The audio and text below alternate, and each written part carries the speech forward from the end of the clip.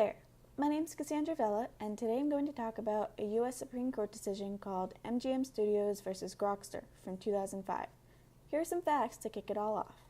In this case, the appellant, MGM Studios, along with 27 other top media companies who are known for holding many copyrights on their media, from movies to TV shows to music, etc., decided to sue Grokster and Streamcast networks for copyright infringement after they distributed free computer software that allowed users to upload and share media files to other users. This program was called a peer-to-peer network, which didn't have any centralized server to filter out any specific users or media files.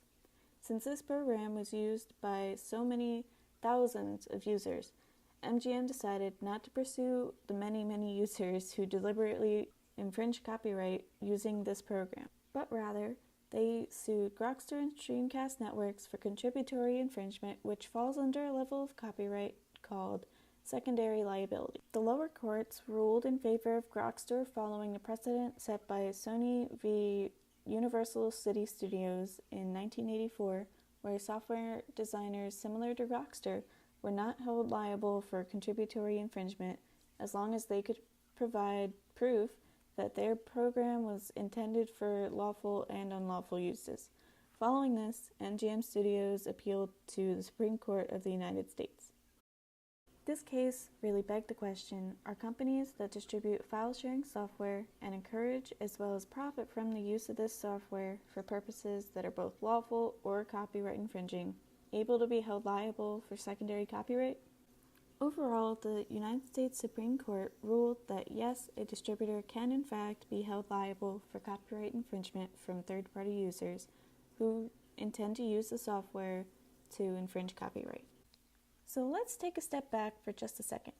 In order to establish contributory infringement, as MGM originally had sued Grokster over, Grokster and Streamcast networks had to have knowledge of the infringement, as they must also have had materially or directly contributed to the infringement in some way, shape, or form. Since the peer-to-peer network did not have a centralized server, Grokster and Streamcast networks were able to avoid liability for contributory infringement in the lower courts. As soon as they distributed the software, they no longer had control over what files Grokster and Streamcast had access to, so they couldn't really kick people off the program, but they also couldn't really remove files if they had even found any that were infringing copyright. That being said, they were able to argue that they did not have the knowledge of the copyrighted files until after the network was in the hands of the internet and MGM had pointed out that their copyrights were being infringed with the lawsuit.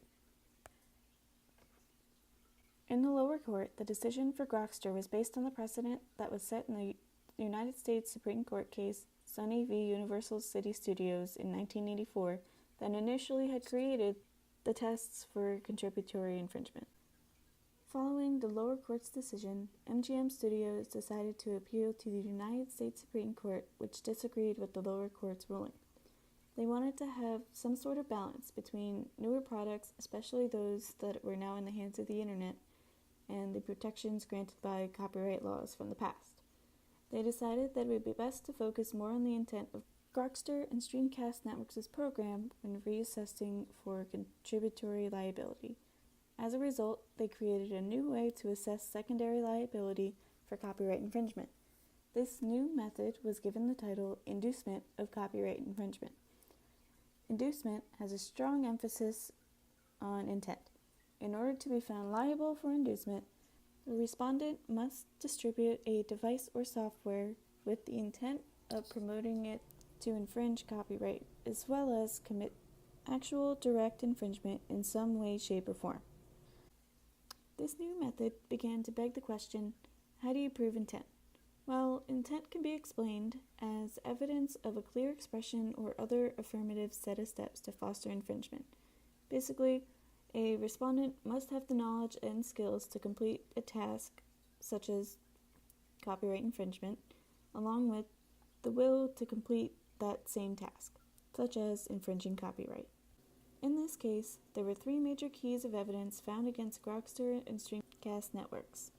First, Grokster and Streamcast were intentionally marketing their program toward former users of another peer-to-peer network known as Napster, following a lawsuit that was against Napster for copyright infringement that had caused them to shut down their program.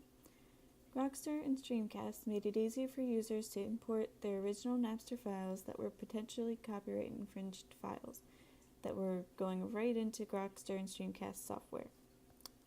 Second, Grokster and Streamcast had actually released information on how to store and search for potentially infringed files such as popular music and movies that were uploaded in full length rather than short clips across their peer-to-peer network. And finally, Grokster and Streamcast networks had intentionally avoided preventing copyright infringement from happening on their software by not having that centralized server to filter through their users and their files. This allowed their users to continue using the program freely, as Grokster and Streamcast had added a plethora of advertisements so that they could directly collect revenue from the upstreaming users following Napster's shutdown. Whether or not the users were found infringing copyright or not, they really couldn't follow that since they didn't have that centralized server set up.